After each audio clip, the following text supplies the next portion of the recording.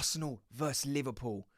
Look, sometimes the stories just write themselves. You have title contenders clashing on the third game of the season.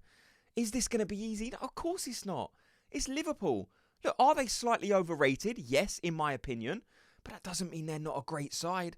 That doesn't mean they don't have a habit of just picking up wins. Look, they was lucky against Bournemouth. They was lucky against Newcastle. But to win titles, you need to be lucky. Now, fortunately, there's things that Arteta can do in this game and a way that these Arsenal players can conduct themselves that gives us a massive chance of collecting the 3 points. Look, like I said, my best friends are Liverpool fans. They're terrified. They're terrified of the matchup of Slott versus Arteta, who is clearly the better manager. They're scared of players like Gabriel, the set pieces, the midfield, Victor Gyökeres. They know they are banging trouble. But if we're not careful, we could go to Anfield and we could slip up. This could very easily be a game where Arsenal get beat. And if it does happen, we need to be careful of the reaction because there will be one either way. But what a statement Arsenal have the opportunity to make going to Anfield after you pick up 2 wins in your first 2 games. You go to Old Trafford and win. You beat Leeds convincingly and then you go to Anfield and collect the 3 points and put the stamp down, lay down the marker and say, we're not playing around no more. Mikel Arteta is a fantastic manager, in my opinion. Opinions may vary, yes, but this is the season for him to do it. Previously, we've had good players, we've had good structure, but we didn't have the winger. We didn't have the complete midfield. We didn't have the strength and depth to be able to deal with players when they get injured. We don't have backup players, or we didn't, because we do now. There's so much I want to speak about. Before we do though, you know the drill. My name is Jed. If you could help me out very quickly, if you enjoy this content, just hit like and subscribe. So Arsenal versus Liverpool. I want to know everyone's thoughts on this game. First of all though, just let me know your score prediction. And as always, if you get it right in the breakdown video after the game, I will call you out. I'll give you a shout out on screen. Look, for me, I'm going to get straight into it. I think Arsenal win this game 2-1. I think Liverpool will score at some point. I think Arsenal will score 2 goals, though. That's just my breakdown. Look, there's areas of this pitch that we need to be aware of. Ekitike looks decent. Mo Salah, we know how dangerous he is. And that's where the first question lies. What do we do in that left-back position? Do we play Miles Lewis-Skelly and maybe try and, I don't know, just be stronger defensively? But after Miles Lewis-Skelly's recent performances, is he even the stronger option defensively? I mean, last season you would have looked at it and said Lewis-Skelly stronger defensively, but we haven't seen it this season yet. So do you roll the dice? Or is it even rolling the dice if you play Calafiori? Look, I've said in a video 3 or 4 days ago, I might play Lewis-Skelly because he's the more defensive option. But after watching Calafiori more and more, I'm like, is it the better option defensively? Calafiori does like to fly forward, so you are always vulnerable of leaving a gap and being exposed. Can we afford to do that against Liverpool? Probably not. Something else that is interesting is if we remember a game, when was it, a couple of seasons ago, where we stuck Tomiyasu in a position we had never really seen him at left back just to mark Mo Salah, and it was a masterstroke by Arteta. Could we do that again? Can we see Jürgen Timber or Ben White being drafted over to that left-hand side to man mark or stick on Mo Salah and wipe him out of the game? Look, Liverpool fans are happy. We don't have our best attacking threat of the past 3 or 4 seasons in Bukayo Saka. I'm telling you, Liverpool are celebrating. They know how good Bukayo Saka is. At the same time, they like to tell us, oh, he's overrated. He's overrated. But as soon as he got injured, there were celebrations in the group chat. They know how dangerous Saka is. And now they're thinking, oh, you got Madueke on that right-hand side. Let's not forget what the Chelsea Madueke done to Liverpool. There's clips out there, by the way. If you haven't seen it, he tore them to shreds. So much that Arne Slott come out after the game and said, we couldn't deal with Madueke. He tore us up. And that's exactly what he can do in this game on that right-hand side. He was played in the same position for Chelsea and he ran riot. Madueke can have a good game. But then what do you do on the left? Is it as easy as Arteta always picks Martinelli against Liverpool? So why is this game any different? Martinelli's been brilliant against Liverpool, so let's just let him play. It could be that. Or it could be, no, Eze is the new left winger. Let's throw him out there and show you what that left side can do.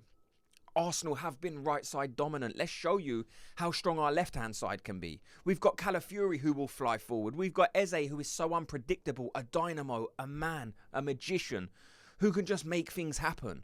So will he play Eze in that position? Maybe. Does he play a double pivot in midfield and then play Eze in that number 10 role and allow him the creativity of that final third to unlock the door? Because at times Liverpool will be sitting deep. Look, Arsenal are not going to have it all their own way in this game. I'm not going to tell you Arsenal are going to dominate possession, but there will be periods of play where Liverpool are sitting back and they're thinking, what is happening? We are getting absolutely peppered. And with Eze in them pockets, can he unlock the door? Can he find Victor Gyökeres, or can he just skip past one or two players? Can he skip past the midfield, who I think is weak for Liverpool at the minute, and unlock the door? What are Liverpool going to do? In the last game, they played Szoboszlai at right back. If they do, then do you play Martinelli because he's going against a player who's out of that position anyway? And no matter what you say against Martinelli, he is fast. Or is this the game where Eze comes in and says, listen, I'm here now. The front three will be Eze, Gyökeres and Bukayo Saka. What a front three that would be. But I am more intrigued by the thought of playing Rice and Zubimendi in like the double pivot. And then you play Eze. Let him just do what he wants to do. Don't let him lead the press. Don't put that responsibility on him. Just let him play football. Allow him to pick up the ball in the the middle of the park and just do what he does so gracefully from week to week. Skip past one or two. Allow him to just play football. Don't bash that out of him. Allow him free roam. Like I said, let me know what you would do in this match. The matchups are intriguing. Will Arsenal score a set piece in this game? You better believe it. You better believe it. And there's going to be tears because they hate when Arsenal score set pieces. Oh, this is boring. All Arsenal do is score set pieces. I spoke to my friend, like I said, who is a Liverpool fan. And I said, if Liverpool could have the set pieces that Arsenal do, you would take it. And he said, no, I wouldn't. And I'm just thinking, are you crazy? You have the chance to get extra goals essentially out of nothing and you wouldn't take it? You're a liar. Arsenal are the best in the world at set pieces, and it frustrates the life out of people. They don't like it. They like to try and throw slander and say, oh, you're just Stoke 2.0. We're not Stoke 2.0. Football is evolving. There's always evolutions in football, and Arsenal are at the front of the queue in terms of set pieces. They don't like the fact that we do long throw-ins. Why? Because they work. So don't let people tell you, oh, Arsenal are boring. Look what kind of football Mikel Arteta is playing. Now, does Arteta need to adapt certain things? Yeah, of course he does. He's a young manager. He's still learning. But look at the position he's got us to in the last few seasons. This game is so exciting. What are Liverpool going to do? Like I said, Ekitike, he looks like a good young player. He looks like very, very dangerous. I was kind of hoping Ekitike would come in and there would be like this adaptation period that we always see on foreign players. He's come in and he's looked sharp. Now, the good thing is he likes to kind of operate in that left-centre, left-hand side, and then he drifts more into the left-centred pockets. And Timber will be there. Saliba will be there. So Ekitike might find himself, in trouble in this game. Trying to skip past players like Saliba and Timber isn't easy. Arsenal's defence is the best in the league. No one likes, again, to hear that, but that's just the truth. So if Liverpool are going to score in this game, they're going to have to work for it. I've been told they're going to score 4 past us. And I'm like, when was the last time anyone scored 4 past us? Like, it's just not going to happen. Is it going to be difficult? Yeah, of course it is. I'll play it up sometimes. I like to wind fans or Liverpool fans up. I know it's going to be a difficult game. I'm not silly. Mo Salah we're going to have to be careful of. Because no matter how old he gets every season, I say, yeah, I don't think he's going to be that good this season. And then he gets better. And then he scores more goals. And it's like, when will this guy stop? Will this be the season that he starts to slow down? Maybe. Or maybe it just might be the same Mo Salah that scores every single season and is always battling for the golden boot. We need to be careful. Do you stick Calafiori on him? Will Declan Rice cover more on that left-hand side just to try and help out? Will it be Martinelli for that exact reason? If Calafiori does go forward, Martinelli will track back and cover that left-hand side. Maybe.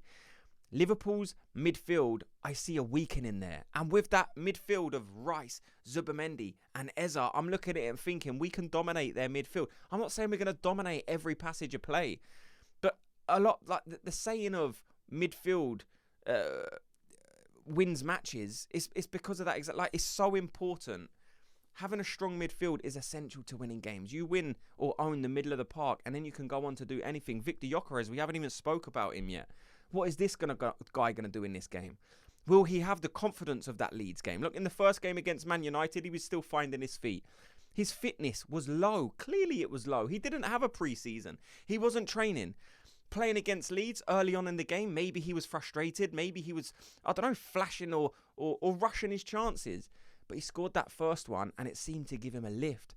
And then he scored that penalty, and now business resumes as usual. Gyökeres is used to this feeling.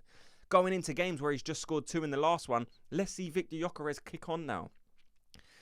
My friends are saying, Victor Gyökeres is rubbish. You wait to see what the Liverpool defence, he's not going to score, he's not going to get a touch. He's playing with welly boots on is what they keep telling me. So let's see Victor Gyökeres in this game, because if he can score against Liverpool, you better believe Victor Gyökeres is up and running, and he will be fighting for the golden boot this season amongst players like Haaland, amongst players maybe like Mo Salah. This is Gyökeres' chance to do it against one of the bigger teams. And I can't wait for it. Let me know your thoughts on everything you've heard in this video. What is your score prediction? Like I said, mine's going to be 2-1. Let me know yours. Thanks so much to everyone for watching and listening. Before you go, if you could do me a quick favour, just hit like and subscribe. And I'll speak to you all in tomorrow's video. Gooners, have a good day.